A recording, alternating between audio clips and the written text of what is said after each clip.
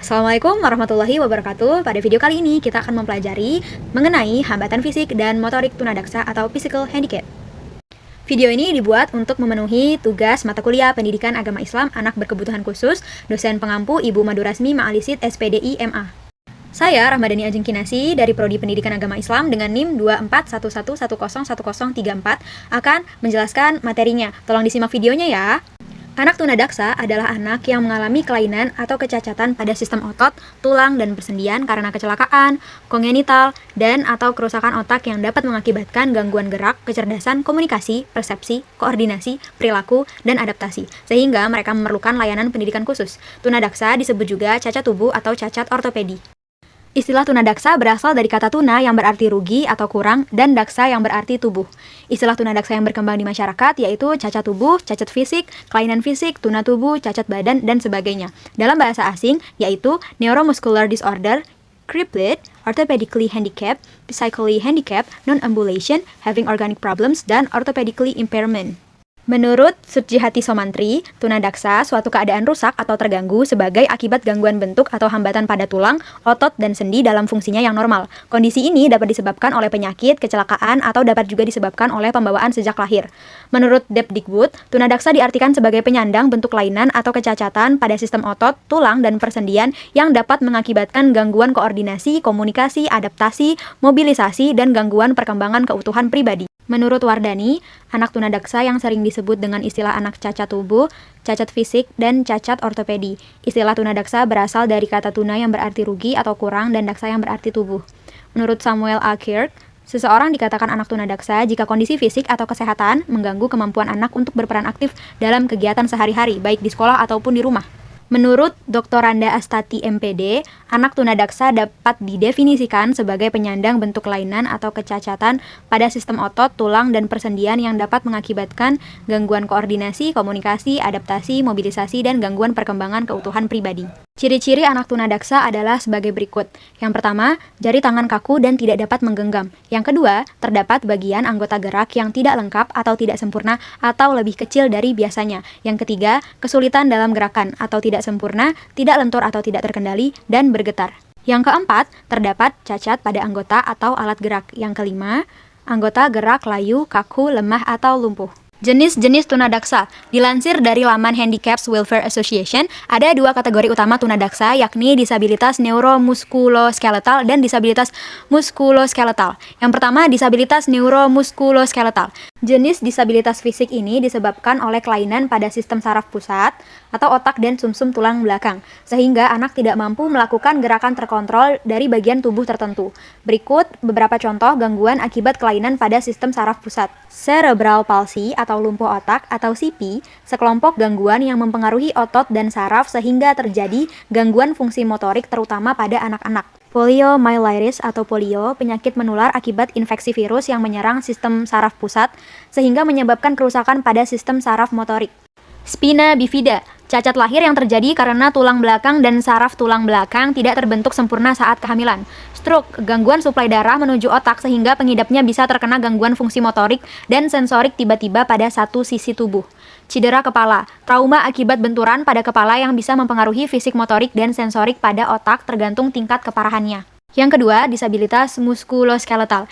Jenis disabilitas fisik ini disebabkan oleh kelainan pada bentuk otot atau tulang, penyakit, dan degenerasi atau penuaan, sehingga menghambat aktivitas. Berikut sejumlah kelainan yang bisa terjadi pada sistem otot dan rangka. Kehilangan anggota badan terjadi karena cacat lahir, penyakit, atau kecelakaan yang memerlukan anggota badan buatan untuk menggantikan fungsinya. Osteoartritis atau pengapuran sendi, penyakit radang sendi yang diakibatkan oleh kerusakan tulang rawan sehingga menimbulkan nyeri, sakit, atau kaku sendi. Distrofi otot, sekelompok penyakit otot yang secara perlahan membuat otot makin melemah hingga kehilangan kekuatan dan fungsinya. Klasifikasi anak tunadaksa. Menurut tingkat kelainannya, anak-anak tunadaksa dapat diklasifikasikan sebagai berikut. Yang pertama, cerebral palsy atau CP.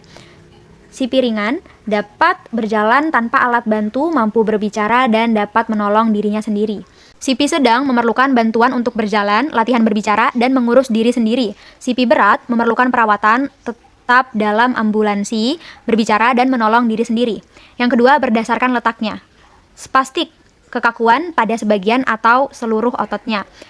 Dyskinesia, gerakannya tak terkontrol atau atetosis, serta terjadinya kekakuan pada seluruh tubuh yang sulit digerakkan. Atasia, gangguan keseimbangan, koordinasi mata dan tangan tidak berfungsi, dan cara berjalannya gontai. Campuran, yang mengalami kelainan ganda. Yang ketiga, polio. Terdapat 3 tipe polio, yaitu tipe spinal, kelumpuhan pada otot-otot leher, sekat dada, tangan, dan kaki.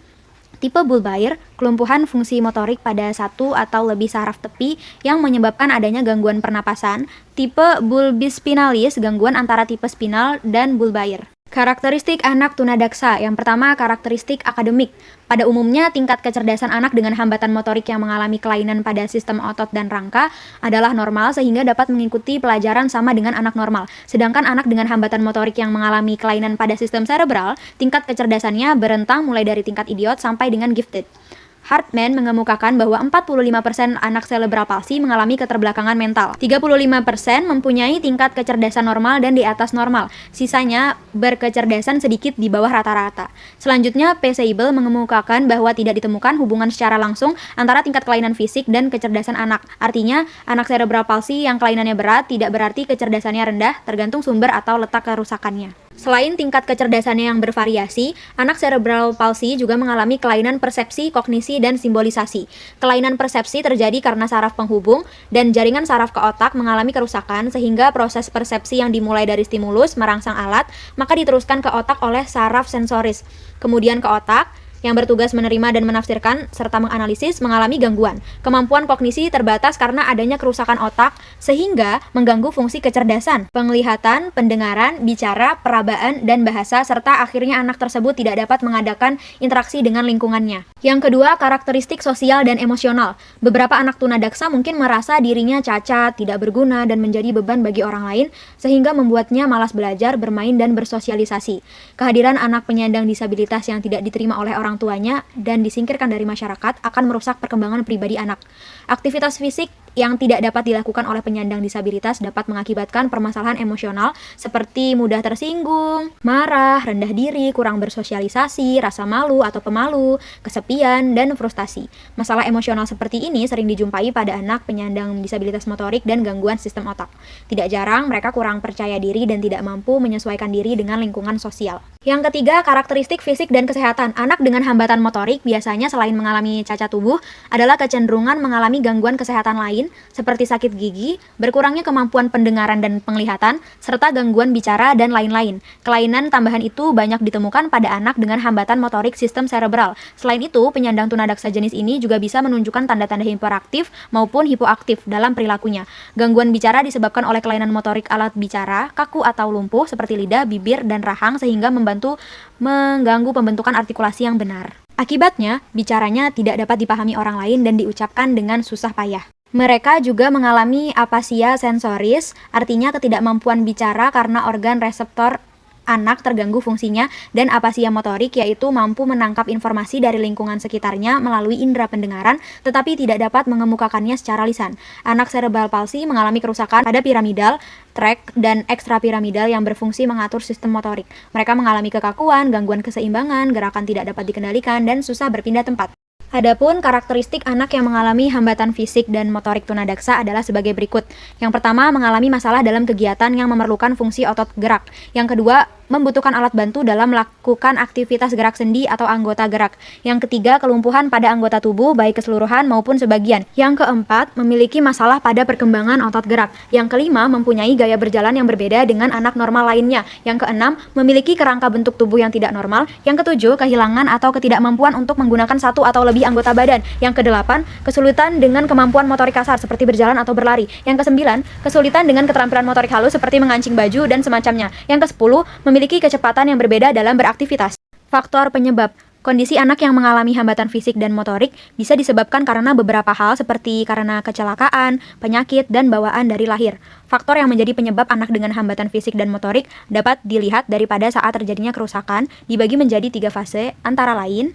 Yang pertama, fase prenatal atau fase sebelum lahir.